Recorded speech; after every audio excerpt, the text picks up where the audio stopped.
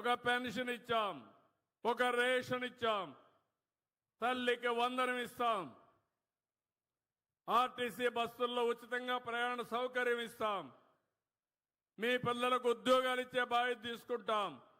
అదే సమయంలో అప్పటికి కూడా పేదలుగా మిగిలిపోతే ఏదైతే నేను చెప్పానో ఆడబిడ్డ నిధి కింద ఇచ్చే డబ్బుల్ని P4 కింద ఇచ్చే డబ్బుల్ని ఈ రెండు మ్యాచ్ చేసి మీ ఆదాయాన్ని పెంచే మార్గాన్ని ఆలోచిస్తాను.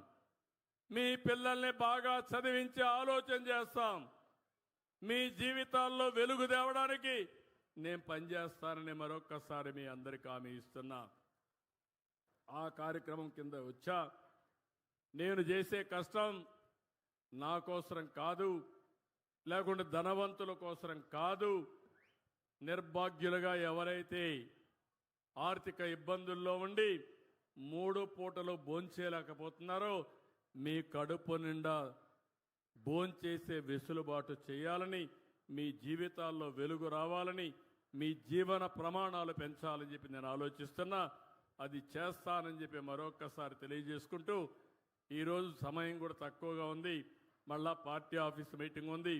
ఇక్కడే పారిశ్రామికవేత్తలందరినీ అభినందిస్తున్నా. మీరు ఇవన్నీ చేయాలి.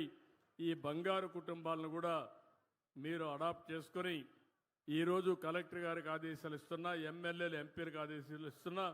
అందరూ కలిసి ఈ కార్యక్రమానికి శ్రీకారం చుట్టమని, దీన్ని ముందుకు తీసుకుపోమని అందరి